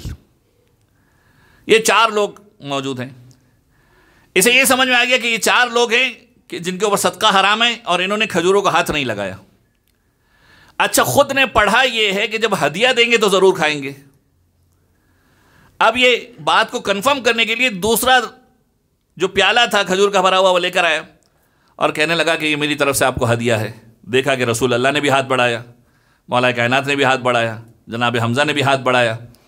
अब सलमान को यकीन हो चला कि इन 4 में से ही कोई नबी है कि अचानक से सलमान सबकी पुश्त की तरफ देखने लगा। जब पुश्त की तरफ देखने लगा तो रसूल अल्लाह ने कहा, ऐ सलमान, क्या मोहर नबूवत ढूंढ रहे हो? ऐ सलमान, क्या मोहर नबूवत ढूंढ रहे हो? जैसे ही सलमान ने जुमले सुने समझ में आ गया कि रसूल कौन है। कहा, या रसूल अल्लाह, मोहर नबूवत ढूंढ रहा हूँ। रसूल अल्लाह ने अपनी चादर को हटाया, कहा, ये मोहर नबूवत है और शायद तुम हमारा ही इंतज़ार कर रहे थे। कहा, बताओ क्या करना है? कहा, या रसूल अल्लाह, आपसे मुलाकात हो गई। रसूल अल्लाह कहने लगे कि जाकर उस औरत को कह दे कि मैं मोहम्मद अरबी तुझे यहाँ से आज़ाद कराने के लिए आया हूँ, यानी मुझे बेच दे, फ़रोख्त कर दे। वो औरत कहने लगी कि 400 दरख्त जब तक नहीं मिलेंगे जब तक फ़रोख्त नहीं करूँगी। अब ये वो तारीख़ है जो हम आम तौर पर पढ़ी जाती है जनाब सलमान के लिए। 400 दरख्त का मतलब क्या है? खजूर का दरख्त अगर उसे बीज बोया जाए तो उसे परवान चढ़ने में कितने सालों लग जाते हैं, लेकिन रसूल अल्लाह को सलमान को आज़ाद करवाना है। रवायत के जुमले, मौला कायनात को कहा, ए अली, बीज जमा करो। मौला कायनात ने 400 बीज जमा किए। कहा, ए अली, मैं ज़मीन खोद के बीज डालता जाता हूँ, तुम पानी डालते जाना। रवायत के जुमले, रसूल अल्लाह ज़मीन को खोदते थे, बीज डालते थे, मौला कायनात ज़मीन को बंद करते थे, पानी डालते थे। एक जगह पर बंद करके आगे बढ़ते थे, पिछली जगह पर दरख्त उग जाया करता था। 400 दरख्त इस अंदाज में उग गए, परवान चढ़ गए। अब रसूल अल्लाह ने कहा कि इस औरत को कह दे कि 400 दरख्त हो गए तेरे, अब तुझे आज़ाद कर दे। औरत ने दरख्त दे के कहने लगा, या रसूल अल्लाह, इसमें तो खजूरें कच्ची हैं। या रसूल अल्लाह, इसमें खजूरें कच्ची हैं, जब तक ये पीली खजूरें ना हो जाएं, यानी हमारी ज़बान में जो कहते हैं बिल्कुल पक के एकदम तैयार ना हो जाएं, जब तक मैं नहीं छोड़ूंगी। रसूल अल्लाह ने फिर कहा, ये कोई मसला है?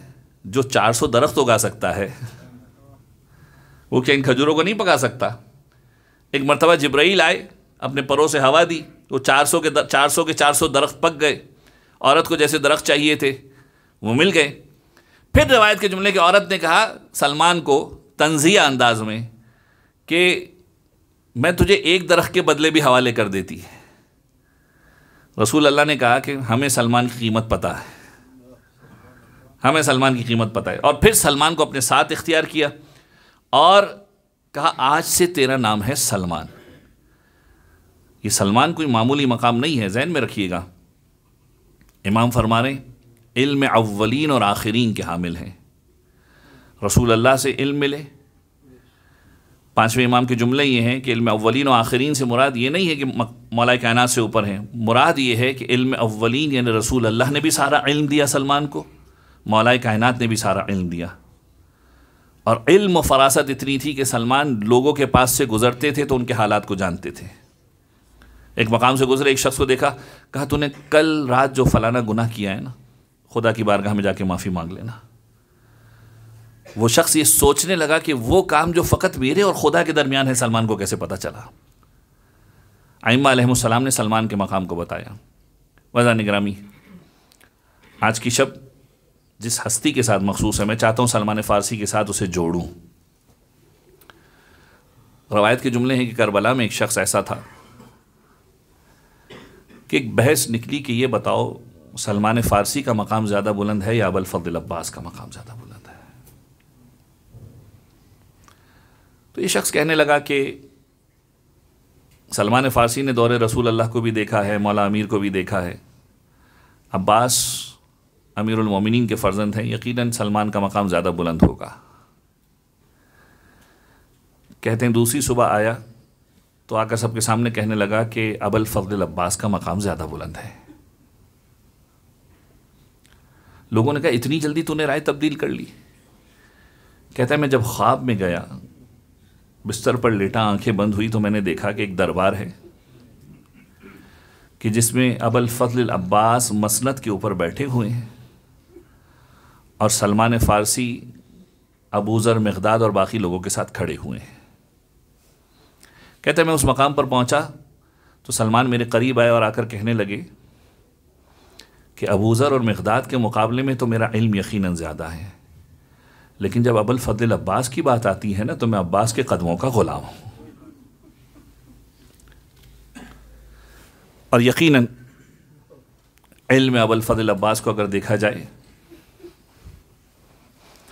तो खुतबा अबुल फ़ज़ल अब्बास को उठाकर देखिए। अल्हम्दुलिल्लाहिल्लज़ी शर्रफ़ हाज़ल बैत बिक़ुदूम अबीह। शुक्र है उस परवरदिगार का कि जिसने इस काबे को मेरे बाबा के कदमों के ज़रिए फ़जीलत बख्शी। मुझे खुतबा नहीं पढ़ना, मैं चाहता हूँ मकाम अबुल फ़ज़ल अब्बास को आपकी खिदमत में पेश करूँ। वो अबुल फ़ज़ल अब्बास कि अली ने जिस अब्बास की तैयारी की है करबला के लिए।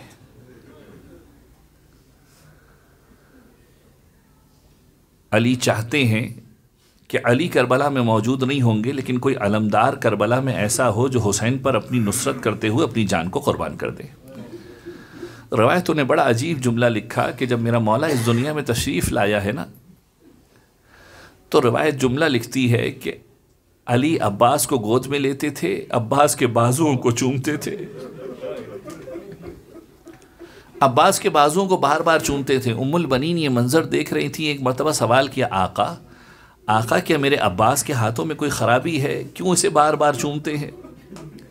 मेरा मौला जवाब देता हुआ नज़र आता है, उम्मुल बनीन ये वो बाजू हैं जो हुसैन की नुसरत में काट दिए जाएंगे।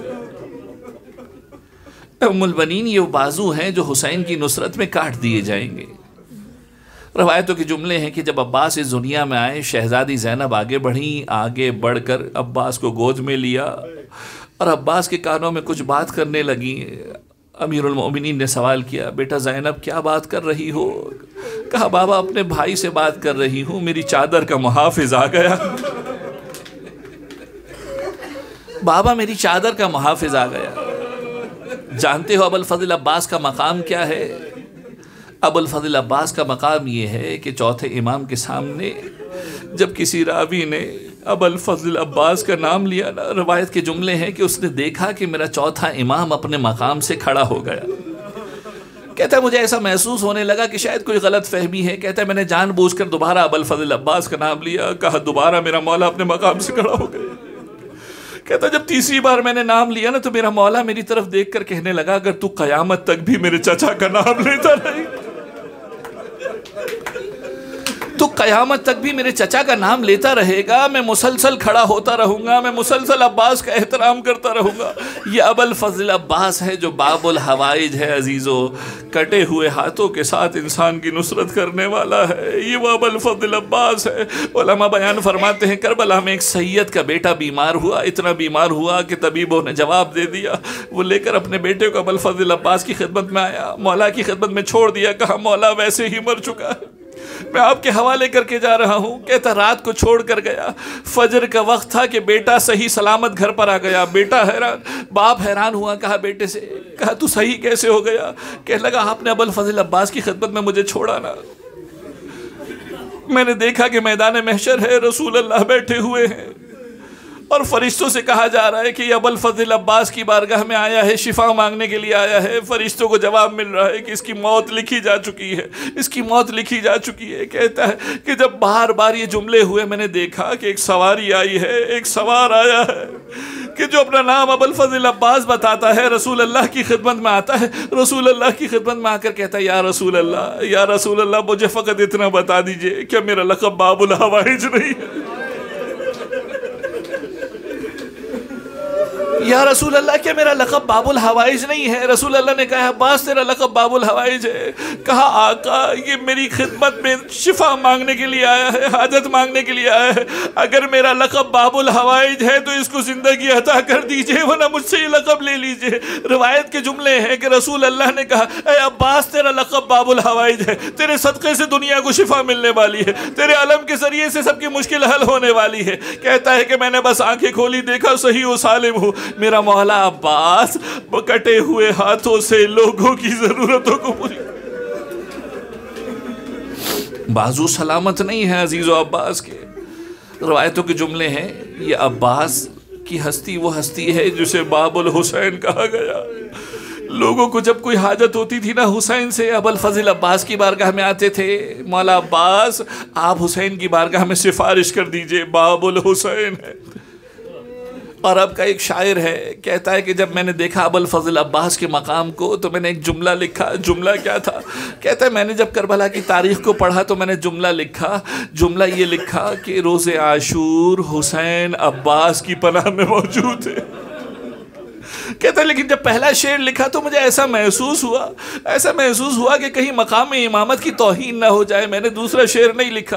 कहता जब रात को मैं सोया तो मैंने देखा मेरा मौला हुसैन ख्वाब में आया, कहने लगा कि तू शेर को मुकम्मल क्यों नहीं करता? कहा मौला शायद तौहीन हो जाए। कहता है मैंने मौला को सुना कि मेरा मौला कहता हुआ नजर आ रहा है, ऐ लिखने वाले तूने गलत नहीं लिखा, रोज़े आशूर हुसैन अब्बास की रोज़े आशूर हुसैन अब्बास की पनाह में था। अजीज़ो जब रोज़े आशूर आई है ना, शब आशूर, रिवायत के जुमले हैं, असहाब आपस में बातें कर रहे हैं, ज़ुहैर अब्बास के साथ मौजूद हैं। अब्बास को कहने लगे, अब्बास तुम जानते हो तुम्हारे बाबा ने तुम्हें करबला के लिए पैदा किया।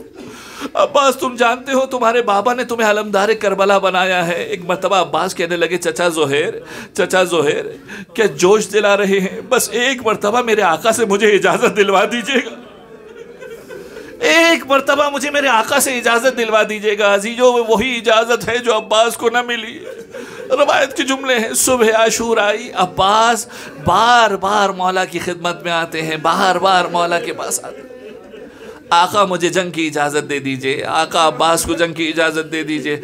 और हुसैन अब्बास की तरफ देखते हैं, एक जुमला कहते हैं, अब्बास अंत हामिलुल लिवाई, अब्बास तुम तो मेरे लश्कर के अलम बरदार हो। अब्बास मैं तुम्हें जंग की कैसे इजाज़त दे दूँ, मैं तुम्हें जाने की कैसे इजाज़त दे दूँ? रिवायत के जुमले हैं कि एक एक करके बनी हाशिम के लोग शहीद होते रहे, अब्बास बार बार आते रहे, आका मुझे जंग की इजाज़त दे दीजिए, आका मुझे जंग की इजाज़त दे दीजिए। हुसैन बार बार वही जुमला कहते। एक मौका ऐसा भी आया कि अब्बास ने हुसैन की तरफ देखा, फ़नज़र यमीन व शिमाला, अपने दाएं जानिब देखा, अपने बाएं जानिब देखा, कहा मौला अब वो लश्कर कहाँ बाकी बचा के जिसका अब्बास,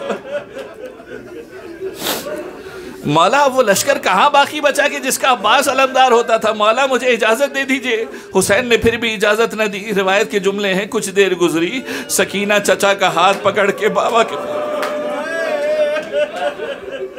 नन्ही सकीना चचा का हाथ पकड़ के बाबा के पास आई है। हुसैन ने सकीना को देखा, अब्बास के साथ देखा, एक जुमला कहा, ए सकीना चचा की सिफारिश लेकर आई हो ना, सकीना चचा की सिफारिश लेकर आई हो, बाद में चचा बहुत याद आएगा सकीना, बाद में चचा बहुत याद आएगा सकीना। अब्बास से कहा, अब्बास जाओ अहले हरम के लिए पानी का इंतजाम करो। अब्बास तुम्हें जंग की इजाजत नहीं मिली, अब्बास पानी का इंतजाम करो। रिवायतों के जुमले हैं, अब्बास ने मशकीज़े को उठाया, अपनी सवारी अपने जुलझना को एड़ लगाई, सवार होते हुए फौज अश्किया के पहरे को तोड़ता हुआ मेरा मौला फरात के किनारे पहुंचा, फरात पर कब्जा किया। सकीना ने नन्हे नन्हे बच्चों को जमा करना शुरू किया। अजीजों, सकीना ने नन्हे नन्हे बच्चों को जमा करना शुरू किया। सबको कहने लगी मेरा चचा पानी लेने गया है। जैसे ही मेरा चचा पानी लेकर आएगा ना, सकीना सबको पानी पिलाएगी, सकीना सबको सैराब करेगी। अजीजों, मेरे मौला ने फरात पर कब्जा करके फरात से नहर से कूजे को भरा है, मशके सकीना को भरा। अब अब्बास वापस आना चाहता है। अली का शेर है, कितने लोगों को कत्ल कर चुका, कितने लोगों को वासिले जहन्नम कर चुका, कितने में छुपे हुए लोगों ने एक तरफ से वार किया। अब्बास का दाना बाजू कलम हो गया। अब्बास का दाना बाजू कलम हुआ। फौज अशकिया को मुखातब करके कहा, अगर तुम मेरा दाया बाजू भी कलम कर दोगे, मैं नुसरत हुसैन से पीछे नहीं हटूंगा। सकीना अलम को झुकता हुआ देखती है ना, बच्चों को कहती है, देखो मेरा चचा पानी लेने के लिए झुका है, देखो मेरा चचा पानी लेने के लिए झुका है। अरे कुछ देर गुजरी, अलम बाएं जानिब झुका। सकीना ने कहा, देखो मेरा चचा पानी लेकर आने वाला होगा। अब्बास का बाया बाजू कलम हुआ, लेकिन अजीजों अब्बास ने दांतों से मशकीरे को संभाला। रिवायतें कहती है फौज अशकिया में कोहराम है कि इस शहीद को, इस अब्बास के दोनों बाजू कलम कर दिए गए, लेकिन ये फिर भी बड़ी तेजी से खैमे की तरफ बढ़ रहा है। अगर खैमे हुसैनी में पानी पहुंच गया, नहीं मालूम कितनी ताकत वापस आ जाएगी। अरे देखो देखो कि क्या चीज है जो इसे इतना जोश दिला रही है। एक मलून आगे बढ़ा, कहने लगा, मुझे पता है क्या चीज जोश दिला रही है। मशकीज़े का निशाना लिया, मशकीज़े का निशाना लिया, और जब तीर मशकीज़े में बेवस्त हुआ, अब्बास की आस टूट गई। अजीजों, रिवायत ने जुमला लिखा, एक तीर चला अब्बास की पेशानी में, अब्बास की आंख में बेवस्त हुआ। अब्बास चाहते हैं अपनी आंखों से तीर को निकाल ले। जैसे ही मेरा मौला झुका, किसी ने गुर्ज का वार किया, किसी ने गुर्ज का वार किया। अबुल फजल अब्बास सवारी से जमीन की तरफ आया। लेकिन अजीजों, तुमने बड़ी आसानी से ये जुमला सुन लिया, तुमने बड़ी आसानी से ये जुमला सुन लिया। जरा सोचो, जिसके बाजू सलामत ना हो। उम्मुल बनीन यही तो सवाल करती थी, मैंने सुना है मेरे अब्बास के दोनों बाजू कलम हो गए थे। मुझे इतना बता दो कि जब मेरा बेटा ज़मीने करबला की तरफ आया तो कैसे आया। मैं हाथ जोड़कर बीबी की खिदमत बस करूंगा। बीबी जब भी कोई बुलंदी से जमीन की तरफ आता है, बढ़कर अपने हाथों का सहारा लेता है। अब्बास के दोनों हाथ सलामत न थे। अब्बास जब ज़मीने करबला पर आए, चेहरे के बल मेरा मौला जमीन की तरफ। अजीजों, जब अब्बास जमीन की तरफ आए, सदा बुलंद हुई, अस्सलामु अलैका या अबा अब्दुल्लाह। हुसैन ने अब्बास की सदा को सुना। जानते हो, रिवायत लिखती है, हुसैन ने अपनी कमर पे एक हाथ रखा। अलान इनकसरत ज़हरी। अब्बास, आज हुसैन की कमर टूट गई। अब्बास, हुसैन अब्बास के सिरहाने पहुंचे। रिवायत के जुमले हैं, अब्बास के करीब पहुंचे, अब्बास के सर को गोद में रखा। रिवायत अजीब जुमला कहती है, अब्बास ने अपने सर को ज़मीन करबला पर रख दिया। मौला ने सवाल किया, अब्बास क्या बात है, क्या नाराज़गी है, किस वजह से सर नहीं रख रहे। अब्बास अजीब जुमला कहते, मौला सुबह से देख रहा हूँ, जो भी ज़मीन पर गिरा है, हर किसी के सर को आपने अपने जानों पर रखा। मैं ये सोचता हूँ कुछ देर के बाद आप ज़मीन करबला पर आएंगे, आप ज़मीने करबला पर आएंगे, आपका सर किसकी गोद में होगा। मैं हाथ जोड़कर अर्ज करूंगा, मौला एक दुखियारी माँ है जो मदीने से चली है, उस फातिमा ज़हरा की गोद में हुसैन का सर होगा। रिवायत के जुमले हैं, अब्बास ने अपने सर को मौला की गोद में रखा। रिवायत के जुमले, अब्बास ने कहा, मौला मेरी कुछ वसीयत है, मौला मेरी कुछ वसीयत है, मेरे लाशे को खैमों में न ले जाइएगा। मौला मेरे लाशे को खैमों में न ले जाइएगा। ये चचा सकीना से बहुत शर्मिंदा है। सकीना से कहिएगा पानी लाने की बड़ी कोशिश की, लेकिन बाजू सलामत न बचे।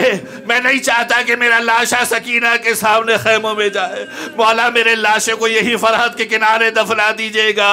और रिवायत के जुमले, अब्बास ने कहा, मौला एक आखिरी वसीयत है, मौला एक आखिरी वसीयत है, चाहता हूँ कि मरने से पहले आपके चेहरे की ज़ियारत कर लूँ। मौला मौला चाहता हूँ मरने से पहले आपके चेहरे की ज़ियारत कर लूँ मौला, लेकिन क्या करूँ, एक आंख में तीर लगा हुआ है, एक आंख में खून जमा हुआ है। आका, आका अगर बाजू सलामत होते ना तो कभी जहमत न देता। आका अगर बाजू सलामत होते कभी जहमत न देता। मौला मेरी आंखों से खून को साफ कर दीजिए। हुसैन ने आंखों से खून को साफ किया। शायद जुमला कहा हो, उलमा कहते शायद जुमला कहा हो कि भैया अब तक आका कहकर पुकारा, एक मर्तबा भाई कहकर पुकार दो। मुझे नहीं मालूम कि अब्बास ने भाई कहा या नहीं कहा। मुझे इतना पता है हुक्म इमाम पर अमल किया होगा। अब्बास की रूह परवाज कर गई। हुसैन ने अब्बास का अलम उठाया। अब जब अब्बास के अलम को लेकर चले, सकीना ने बच्चों को जमा किया। देखो मेरे चचा का अलम आ रहा है, देखो मेरे चचा का अलम आ रहा है। लेकिन जब अलम पहुंचा, देखा हुसैन के हाथ में अलम है। एक सवाल किया, आईना अम्मल अब्बास, मेरा चचा अब्बास कहाँ पर है? हुसैन ने जुमला कहा, ऐसा सकीना मातम कर तेरा चचा ना आया, अलम आ गया, अलमदार ना आया। अब्बास फरहाद के किनारे बाजू कटा।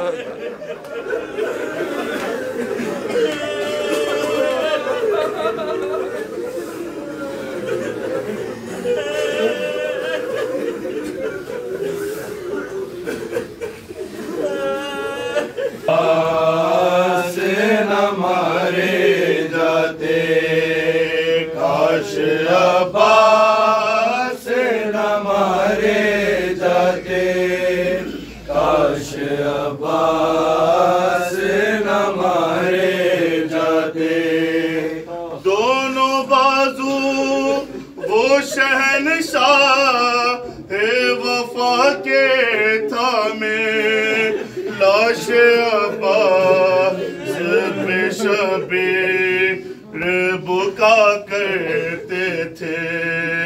भाई तुम बाद हमारे जाते, काश अब्बास न मारे जाते, काश अब्बास न मारे जाते, काश अब्बास न मारे जाते। इस तरह लगे तीन अकबर के कलेजे में सीना, इस तरह हो तीन सादात के खैमों में फुगा। यूं न ज़ैनब के सहारे जाते, काश अब्बास न मारे जाते, काश अब्बास न मारे जाते, काश अब्बास न मारे जाते। और होते अब्बास तो छिनती नारिदा ज़ैनब की, पाँव में बेदे मुज़तर के न बेड़ी डलती। अरे ताज़िया ने भी न मारे जाते, काश अब्बास न मारे जाते, काश अब्बास न मारे जाते, काश अब्बास न मारे जाते, काश अब्बास न मारे जाते, काश अब्बास न मारे जाते।